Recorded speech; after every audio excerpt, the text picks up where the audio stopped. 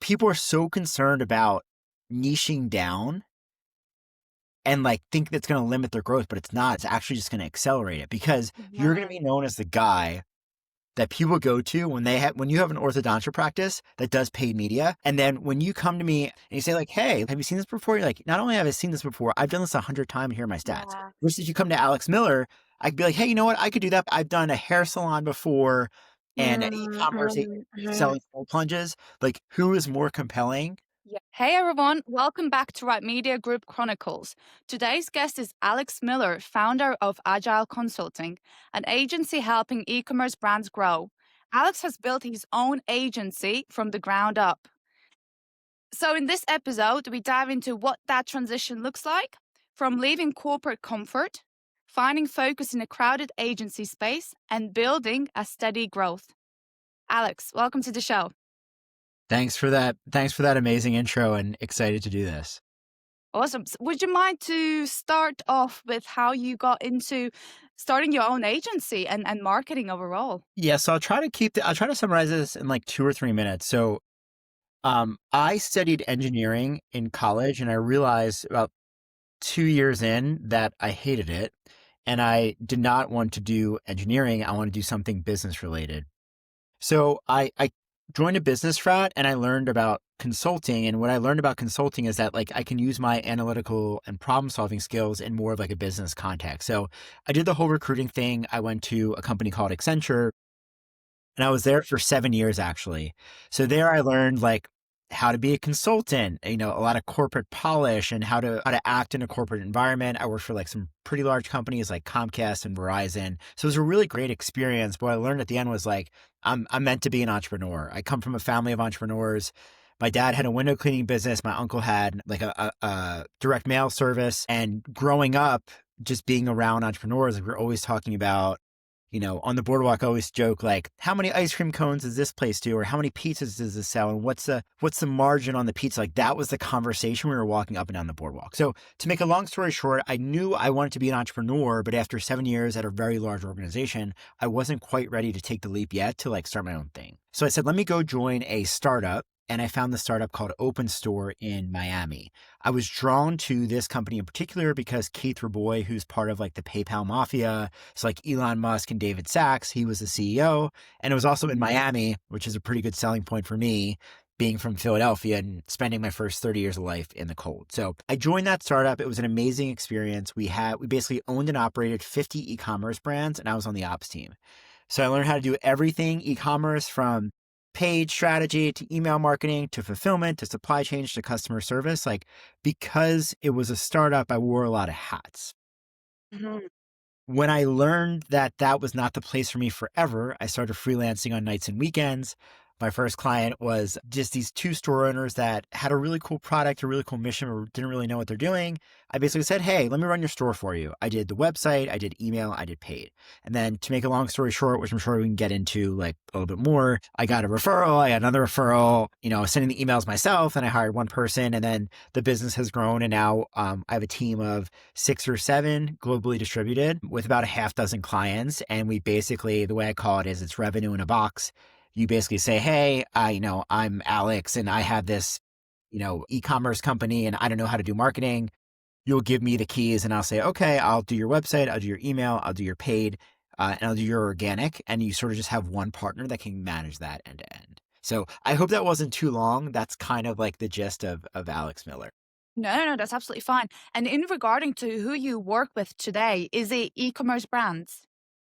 Yeah, so I have tried to, one of the things I've learned, and again, I don't fully know like if your audience is like other agency owners or just like entrepreneurs or both, but what I've learned is that you have to specialize. So when I started, I was saying yes to anything that was marketing related. Like if someone came to me and said, "Hey, I need marketing help," I would say, "Sure." Whether that was my dad's window cleaning business, a local hair salon, or an e-commerce business. But what I learned is while that's good to do when you start, you have to say yes to everything to generate cash flow. You have to basically specialize at a certain point and you have to start to say no to things to give yourself some scale. So basically, like, you know, I had a specialist for everything, or I had a bunch of generalists. Like it just wasn't scaling. My time wasn't scaling. My team wasn't scaling. So what I've said now is I only work on e-commerce clients, and I only work on e-commerce clients that give me the full keys to their marketing stack. I tried some fractional stuff, but I don't want to manage other people's teams. So the short answer to your question is it is exclusively e-commerce companies, typically in the 3 to 5 million rev range. I see. When you talk about the four keys, what is that specifically? If you could just dive a little bit deeper in there. So for me, like what I learned at Open Store was that to run like people get tied up on attribution, but to run an effective marketing organization, you actually, everything works together. Your organic presence fuels your paid presence. When you send traffic to your website and you capture emails, then like you start doing email marketing, and then like the Facebook and Meta are working together, or Facebook and Klaviyo or email are working together. And then, people are going to Google, like it all works together. So to me, what I thought a lot about, and there's all these other channels, right? Like TikTok, Pinterest, etc. But to me, what I try to think about is like, what do 90% of e-commerce companies need? And to me, what they need is organic social. So like think own like Instagram and TikTok, paid, email, and Google. Now, there are other situations where like now AppLovin is popular, TikTok and Pinterest. But what I thought is like, what are the four things that apply to most people? Right. Mm. Because I can't please everyone. That's the other thing I've learned. Like if someone comes to me and be like, hey, you know what? Like I'm obsessed with TikTok. I could do it. I could, but I'm trying to scale this business and I want to get really good at those four things. I think it's very important how you touch point on now you have to be a specialist.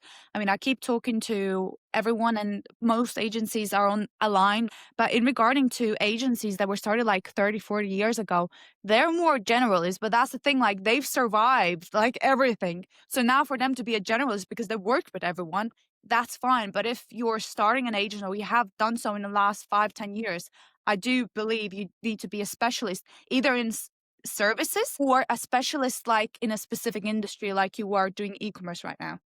Right. And I even think you could argue like, hey, Alex, like you keep talking about niches, like e-commerce is too broad. So part of me thinks like, should Mm, I niche it down one step I further, see. like 3 to 5 million in e-commerce in supplements, or 3 to 5 million in e-commerce with wholesalers. So I have thought like, how can I niche down more? But to be honest with you, it's very scary actually. Like, because when you niche down, you think you're actually Limiting yourself. you think you're limiting yourself, but then what I've learned is that like I took this sales course from this guy Jesse Pujji, who's like very well known in like e-commerce world. So I know like, and he sold his agency for a lot of money. Like he was early on in like meta ads, like 2012 with Dollar Shave Club, and like he was early where like you could basically get clicks for like 10 cents. But what he said is, which I think about a lot, there was someone who like just sold paid media marketing to orthodontists, and he basically sold the business for like 20 million, something like that. So like people are so concerned about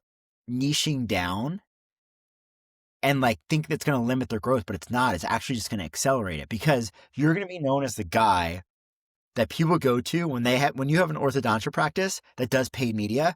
And then when you come to me as an orthodontia owner or orthodontics practice, I don't know what it's called, and you say like, hey, like I have this practice. Have you seen this before? You're like, not only have I seen this before, I've done this 100 times. Here are my stats. Yeah. Versus you come to Alex Miller, I could be like, hey, you know what? I could do that before. Like I've done a hair salon before and an e-commerce selling cold plunges. Like who is more compelling to, Yeah. you know? But you know what's another thing to that? You know how obviously with e-commerce and I don't know if you do branding as well, but even when you're running ads, you need to make sure the messaging aligns to their target client, customer. It's the same thing for your business. Like soon as like somebody opens up your website, you want to make sure you're speaking to that niche, right? So that's if you're kind of more niche down, I think you can have that messaging that more aligns with that specific client because you've researched them, you've spoken to like hundreds of owners in that niche. So you kind of know, that there is that reoccurrence of trends happening within that niche that you're like, yeah, you know what, I can solve everything for you pretty much because I'm now an expert. Hormozy talks about when he, like with his program, Jim, you know who Hormozy is, right? Who Yeah. doesn't? Okay. Like I figured, I just want to make sure, like, he talks about when he figured out his gym offer, he just took that to a bunch of other. So like maybe for orthodontists, like if you say like, hey, get a free consultation, your first 5 braces free. Maybe that's the one that works. So then you can basically take that same playbook to thousands of other practices. And then also it makes your delivery a lot easier because like my email person, they have to be good at selling jackets and cold plunges and supplements. Like those are pretty different, right?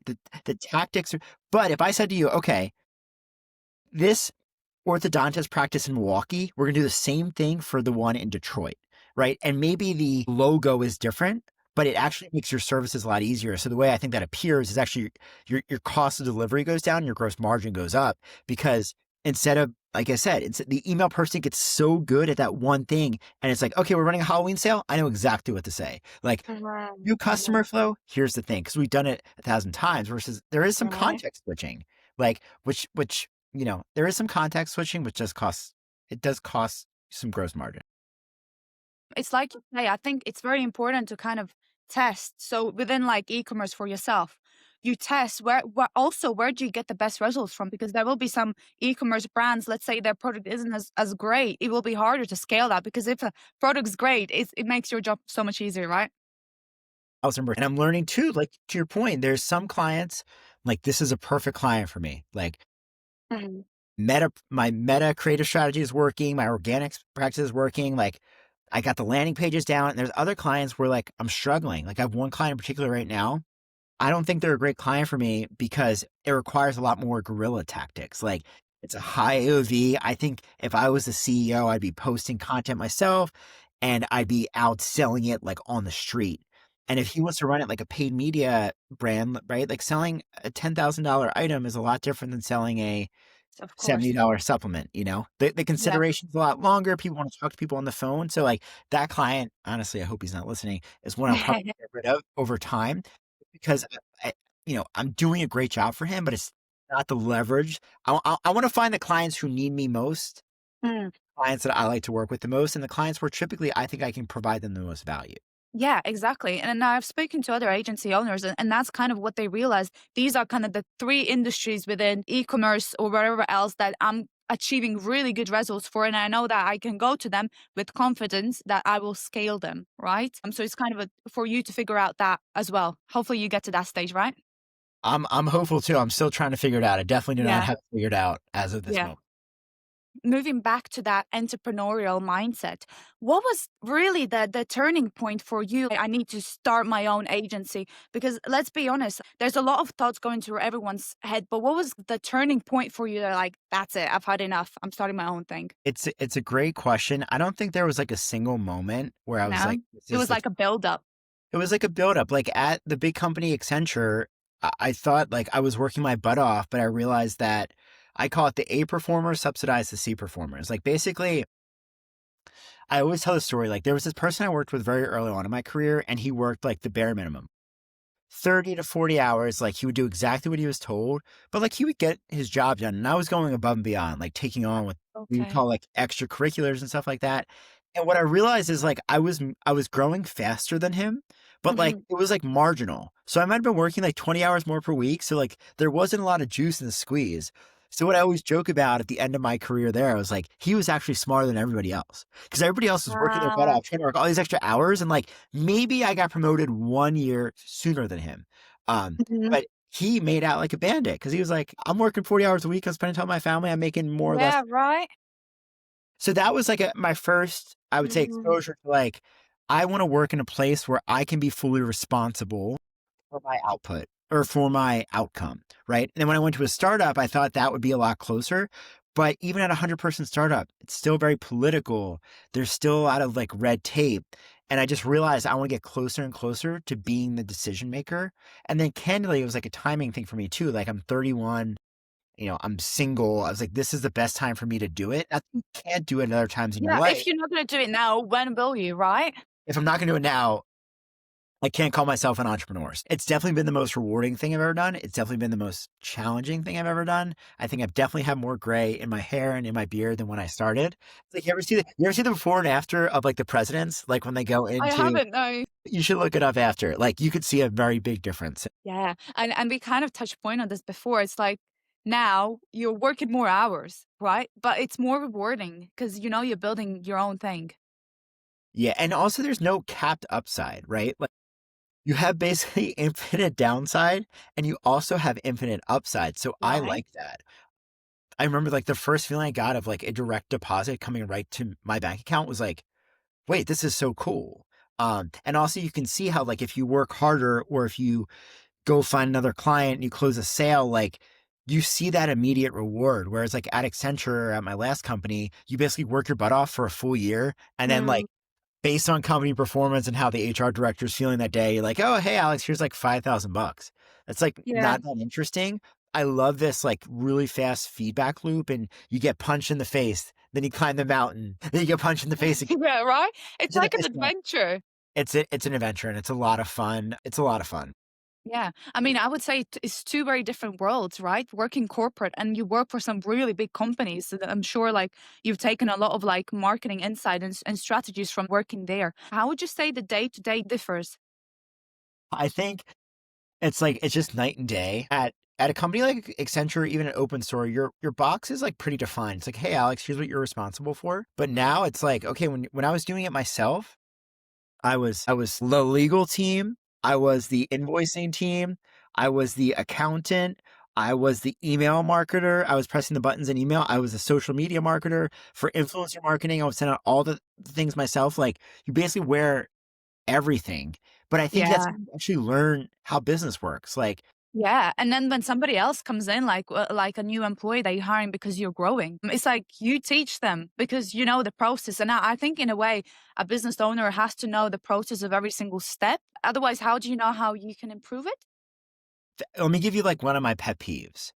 One of my pet peeves is all these people talk about like leverage and hiring and outsourcing when they haven't started the business yet. Like Hmm. everyone talks about, hey, like I want to buy my time back. Like, and I think you can get there. But like to your point, when you start, like, okay, you hire someone. What process are you going to teach them if you don't know how to do it? So I think that learning by like doing, when you have to start, you have to earn money with your time because that's the only commodity you have to offer. Over time, when you have like recurring revenue and stuff, then you can hire people and you have the existing processes. But I think to start, one, it's required, but two, I think you're going to learn a lot and be able to delegate more effectively if you just hustle through the pain of the first like 6, 12, 18. I don't know, a month 18, 24. I'll let you know when I stop, like, feel like I'm hustling every single day. Yeah, yeah. I'm not even No, close there yet. yeah, I agree with you there. It's good to test around yourself, and if that testing around didn't work or you didn't get the result that you wanted to get, then you feel beat down. I mean, I guess bringing in a specialist then who's already learned everything, fair enough. Because but at least you've done that testing yourself. So, in regarding to your current services, I mean, you said you tried everything, and apparently now you're down to four main services. So, what are they? So like, just to give you a little bit of background, before I was saying basically yes to everything. Mhm. And Ah, then, and then what I figured out is like, how can I actually provide something that scales? Because what started to break is like my time started to break. Like it was too much, doing email marketing and then TikTok and then pricing and then oh, helping wow. with a supplier. It's just too much context switching and things start to break. And then Yeah. also I was hiring a bunch of generalists like overseas, but then also like their time started to break too. And I didn't really have a lot of operating leverage because it's very tough to train someone like, okay, build a inventory forecast for this client and then go build a creative brief in Meta. So what I thought, how can I scale this business? And I think it was kind of what I mentioned earlier is like, let's reduce the services. Let's start saying no to Mhm. anything outside of those things. And then for each box in this service, let's have one specialist. So now I have one person who does nothing but media buying, one person that does nothing but email, one person that does nothing but organic social, one video editor, one static ad designer. And basically, I'm building really tight processes around those things. So when a new client comes in, I can just plug them right in, right? I have to coach them on concept and creative strategy and client context. Like some clients have different goals, but like if I give them that context, the business scales a lot more Of nicely course. there Mm. versus like, okay, we have this new client that has 4 new custom things that I have to go buy the tooling for. I got to train you guys up on. I got to train myself Oh. up on it. Like it's not really a scalable business. No, I see, and I recommend that to most agencies out there, and I sometimes see a list of like 100 services, and I'm like, how do you do that? I think it also it makes people not trust you. So the example I always tell you is like, imagine if, like if you were a doctor and I came to you and said, hey, like, hey, I know you're a doctor. Like, can you help me? And you're like, well, yeah, like I basically specialize in everything. Like, what do you need help with? Versus like if I came to you with like, hey, like I'm having this elbow issue, and you're like, oh, like I literally just do elbows. Right? Who are you gonna trust? Like I am the best person at elbows, and literally if you said you had a shoulder issue, like I won't do it. And I think that just like builds more trust. And what I'm learning is it's a lot easier to sell the product when I can basically say, here's exactly what I don't do, here's exactly what I do, versus before they would just tell me what they needed help with, and I would just basically say, yeah, I can do that. It's a Yeah, way you less are a yes man, basically. correct. And you know Correct. what? That's a very interesting topic because it can, like you say, it can really ruin your business and yourself and your sanity if you're a yes man to all of your clients, future prospects, and whatnot. Because it's crazy. You need to figure out how to do that, and then, like you say, you just waste so much time and revenue. I wasted so much time, but I think and that's the other thing. Like, I think you have to like, you learn to me, actually, here's my experience. I've learned a lot by doing. I tried one thing, I tried another thing, and Yeah, then this that's what we client just works, this talked about. client Yeah. doesn't work. Hey, this works, this doesn't work. This person like I think I just learned so much, just like trial by fire. And I think that that's a recommendation I give to my friends or people that ask me for, or sometimes I'll give unsolicited advice. Like, if you have an idea, I think you just have to start because you're going to end up at a place you couldn't even think of.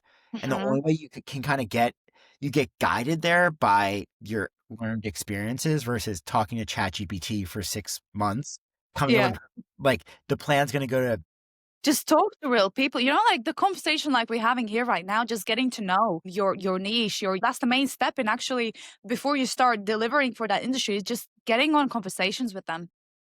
yeah, no. So it's been a lot of fun. Yeah, exactly. I want to understand how do you keep the personal touch when you're managing multiple accounts? It's a great question. So it's a lot easier. Like my first client, she would call me on Saturday night at like 8:30, and I was basically at her beck and call. So the question is like, how can you scale that? Because one of my selling propositions right now is like, oh, the big like this is another Hormoziism. He's like, wherever you are on the chessboard, there's always an advantage. So if you're the really big player, you're like, oh, Alex Miller, like he's only been doing this for 18 months, right? And then if you're in my position, your pitch is like, oh, Hormozy, he doesn't even know who you are. He's going to sell you and you're going to get handed off to some intern. So one of my things, especially when I've gone up against some bigger agencies and some pitches is like, hey, like you get Alex Miller, you get the CEO of the company. You can call me whenever. Yeah. Now that has become more challenging to scale. So one of the things I try to do is like every day, haven't been great at it. I actually should talk to my assistant and get this on the calendar. Like for 30 minutes, can I just think about each of my clients for 5 minutes and just send them a text Mhm. just to let them know I'm thinking about them because I am always thinking about them. But sometimes, like I can tell some client will be like, "Hey, Alex, I haven't heard from you in a few days, dude. I've been thinking. I just took a walk in Miami. I was thinking about you the whole time." So I Yeah. try to just like always keep them front and center, and I tell my team like, when the client emails us, the client slacks us, let's make sure we acknowledge it right away, even if it's like, "Hey, we will get to it." I try to let them know that we're always thinking about them. Uh, but it definitely gets hard as you scale and as you're busier and as Yeah, you're like, yeah, like, how do you proceed? How do you scale that? That's a very good question because it's important to have that, like, that connection with your client, that communication with them. It's like, what happens when you remove that kind of human emotion or human touch, Well, let right? me tell you one other thing I really prioritize that I don't think a lot of other agencies do. I really prioritize meeting with my clients in person. So Really? now, for me, I live in Miami. I have some local clients. I have like 3 clients in New Mhm. York. So, and I have some friends and family in New York. So I really prioritize trying to meet my clients in person when it makes sense. Right. I had one client in LA that was hard for me to get to. I had a client in Chicago who's been a client for like 9 months. I haven't seen her yet. But whenever I can, because to me, having, you and I think we're having a good time, right? But like, it's on over Zoom versus like if we grab coffee one Yeah, time, or we grab right. dinner or lunch one time, that like You can't beat that. social, like, I don't know, the social feeling that you get, I think just like lasts so much longer. And there's so much more trust when I get back on the Zoom call with you next week. It's like, hey, like, we shared a dinner, we shared a glass of wine. Mhm. And I found that to be really powerful. And that is also something else that I don't think other people are going to compete with me on. Now, I'm not going to lie. Like last week, I went to New York. I was pretty freaking tired. I didn't really want to go, but I went, and clients appreciate that. because you feel like you're in the trenches with them. And that's all my clients. I tell them, I want you to feel like I'm a part of the team and I'm in the trenches with you. How does that work? What sort of businesses do you service? Are they local to you or all over USA? How does that work? They're all over, but like I said, I'm starting to see a cluster in like New York, and that's probably just by chance. There's really nothing strategic about it. Like Miami, and then I have a client in Chicago and LA. So I think it just all the big places that you think, but I'm not doing anything strategically to say like, hey, I only work with people in Miami or I New see. York. Mhm. Maybe I could. It's actually an interesting idea. Like, hey, I only work with people in New York and Miami to prioritize like people that I can go see in person. Once you scale your agency to great lengths, you're more of a founder rather than delivering for your own business. I think what you do right now when you have a lot of clients, getting out there and meeting them in person and just continuing to build that relationship is just crystal gold. Plus, you get to travel as well, which I think is great. I think it's a lot of fun. And like, Yeah. I think back to my Accenture days, and that's what the partners would do. Like the MDs, what we were called the managing directors, were not in PowerPoint and Google Sheets. They were Mm, out there like talking to clients about big strategic things, like yeah. schmoozing them. And I think a lot of it is relationships. Like one of my hypotheses that isn't really marketing related is just with all this AI stuff, like people are going to go lean more and more into like the personal touch because people are going to be yearning for that. So I think, if you're an agency owner or really anything else, if you're thinking about coming up with a new product, I think having some sort of in real life social component is going to make you stand out. Right? Because what's someone going to say? Oh, I'm going to send you. You could talk to my AI Alex bot. Like, no, people want people Yeah, want. no, exactly. I mean, I have issues with courier. I'm shipping a lot of items, you see. And what I do is I'm there on the phone for like 15 minutes and this AI is trying to solve my issue. And I'm like, connect me to an advisor, for like 5 times already. And it's just really annoying because you want to be connected to a person so your issue can be solved, you can be heard. Right? 10%. How clients find you right now? What is the model that's worked best for you? I mean, we touch point on referrals. What have you find is good about that model and what is still limiting? It's I laugh for the people that are watching because like my marketing strategy has been, I think I used this joke with you last time, so forgive me. Is like I go to gmail.com and I click refresh and then I wait for leads to come in. And that's been my marketing strategy, which is obviously not a good strategy. Now the benefits of referrals, I think your close rate is actually pretty high because it comes from a trusted person and like there's some build up, like people kind of know what I cost and who I service. And so it's almost like, if you had two mutual friends and you were trying to set them up dating wise, like you wouldn't intro them if you didn't think they were a match, right? Yeah. Like, Yeah, I yeah, agree. if one person is really into, I don't know, you know what I'm saying? Like yeah, you get what I'm saying. So when I get a referral, it's typically a pretty qualified, right? An SQL, I think you would Yeah, I call it. would call them a warm lead. Right. It's definitely like a very warm, usually qualified lead. So the close Yeah. rates, but the challenge is, right, it's not consistent. So one of the Mhm. things that I'm going to try to, I keep saying I'm trying to focus on, but I have not done a good job of, is spend more time on outbound sales. So the first channel I want to try, I think, is cold outbound. There's also a cool affiliate network I think I'm going to get linked up with. But the scary, Actually, for anyone listening who's potentially an expert in cold email, I looked at your LinkedIn profile. I think you're hiring for that role right now. Is that correct? right. So one of the things too is like I like to bring everything in house eventually. So Mhm. my strategy thus far has been like, let's try to find some freelancers as it makes sense to test them out. Mm. I tried them out a media buyer, didn't work out. Tried out a media buyer, didn't work out. Okay, this is my media buyer. Same thing with video editor. So cold outbound is something I eventually want to bring in house. Mhm. I am actively considering a few agencies and or like this trial role to see if somebody wants to like Mhm. take it on for me. So yeah, you're right. So, for anyone listening, what would make that a good hire for you? I think if someone said to me like, okay, look, I know how to find personas, I know how to do copywriting, I understand deliverability, and I could give you reporting each week, and I'm willing to take like a performance incentive on it, to me, it's a no brainer. Like my biggest thing with that is I don't have the expertise or the time, candidly, either to do this, but I know it's important. So I need to hire someone to do that. Yeah, I would just expect someone to manage it end to end. Yeah. Yeah. Okay. No, that's fair enough. Your growth within your agency, what would you say has been the hardest part so far? There's a lot of hard parts. Like I could just tell so many stories of things I just didn't expect. So here's Mhm. like, I'll give you like a stupid one and then like a more strategic, right? So the stupid one is like, okay, I have all these spreadsheets. Okay, here's my Ooh, revenue. Here's my cost. Here's my credit card expenses. Like, okay, Alex, like you're so smart. Like you have this forecasted out forever. It's like, okay, well, what happens if a client doesn't pay you? Like, I didn't have that in my spreadsheet. yeah. Okay, so that's been like an issue, right? Because e-commerce is a very difficult cash flow business. And that's why I think managing people has been really hard. Like finding good people is Ooh. really, really, really, really difficult. So I've had, I always say I hire slow, fire fast. I've been very Yeah, that's something you mentioned last time, and I took that away. I was like, "That's a really good strategy." Because sometimes you're just slow in firing people because you're like, "No, but, like, I'm investing my time in training them. I know they didn't turn up for work today or they missed their deadline, but, like, no, like, they already let you down now. What's gonna happen later on, right?"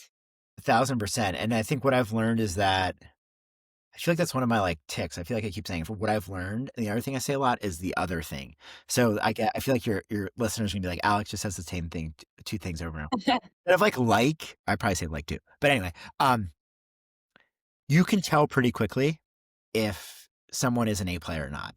So my strategy, I'll be honest, my strategy is I pay above market rate, like for the specific geographies I hire in, but I fire very quick.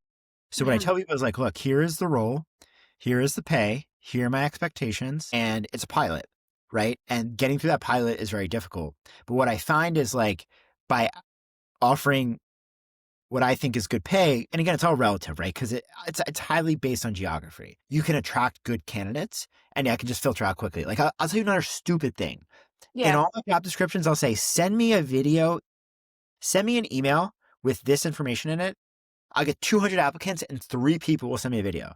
So it's like it's so easy to stand out, and like I've had some good success with that actually.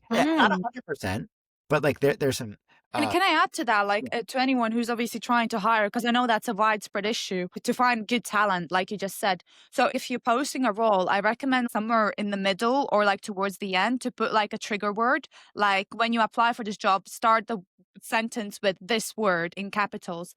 And we've had also so many situations where literally out of like 30 people that have applied, maybe like one person has done it, right? And they didn't even lead all of your requirements, what you're looking for.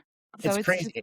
It's so easy, and that reminds me too that it's so easy to stand out. Like I'll tell you another yeah. story I always tell people, and then I want to go back to your initial question about what's the hardest part because I think I have a more Yeah. sophisticated answer than like some of the simple stuff I've been mentioning.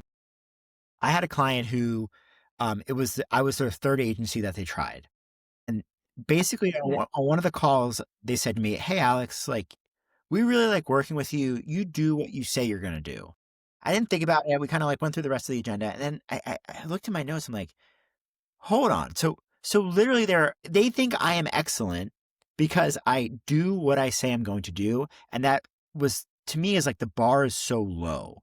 So if Yeah. you have like any service and you just like are honest and do what you say you're going to do and follow up, like I actually think you're ahead of 80 to 90% of people, like which is crazy, but I think that's honestly the state of the world today. Wow, that is crazy. But you know, like it's more common for agencies to get business owners that have previously been burned in the past, right? Yeah, That's another trend I keep seeing. yeah, I think agencies have a bad name because like you get like what I just said, you get people who promise the moon. So that's the other. I mean, I've adjusted because before I was so eager to say, "Hey, I think I can increase conversion by 20%," and now I just say, "Look, I don't want to promise you anything." It's like going on a first date. Like I don't promise you anything. Here are like my expectations. Like here's what I want to like. I'll get to know you. You'll get to Yeah. know me. Like I'll operate in good faith and you just kind of see where it goes. I always tell clients, look, I can't promise you ROAS. I can promise you I'm going to show up every day. You're going to be able to get in contact with me with you need. I'm going to bring my processes there. And I always tell my clients too, if I feel like it's not working or you feel like it's not working, I'm always open to like making changes or I don't want to take your money if you don't feel like you're getting good value.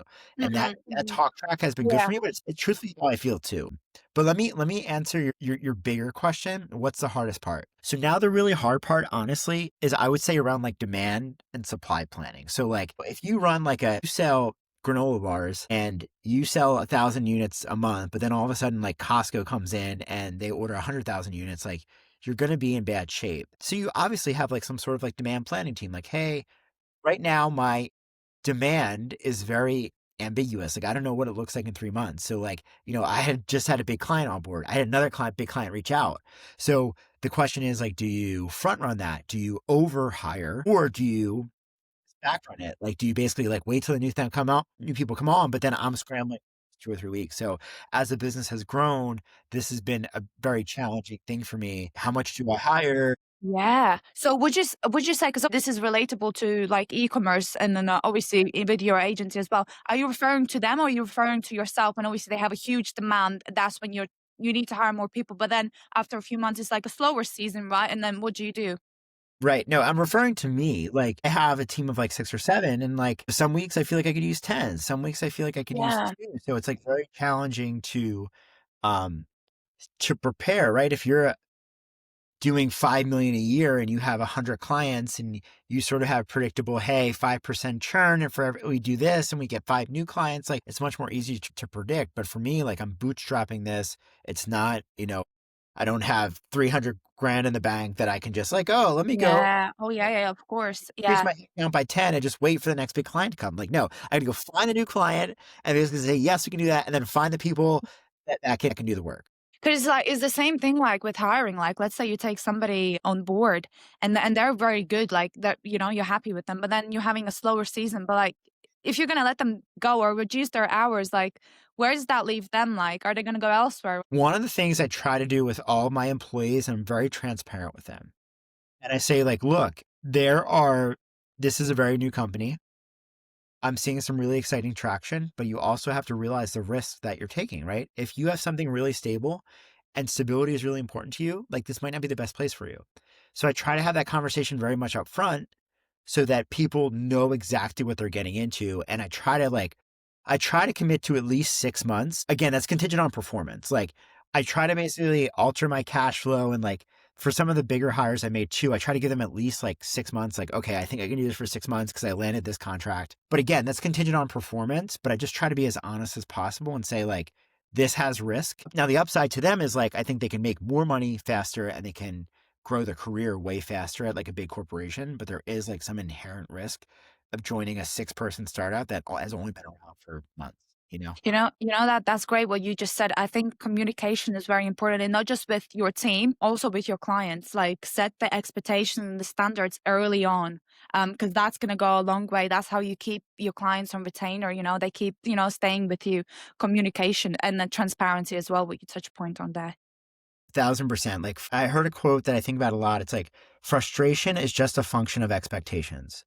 So if I come No, to I love that. I love No, that. but it's true, right? If I come to you on like, or if I think dating is a really easy analogy. People get it, right? So if I came to somebody on the first day and said like, look, like I travel a lot, like I'm not going to be around a lot. I work a lot, like.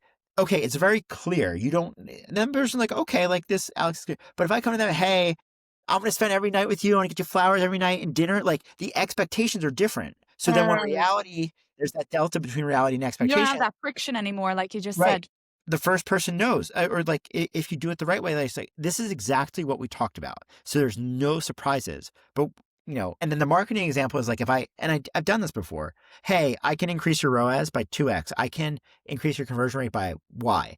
And then when you don't do that, what's like, wait, Alex, you said that and you are not doing that. So now I've learned like, okay, I can't promise ROAS, but I can promise I'm going to be there. We're going to bring our process, and then it's way less frustration.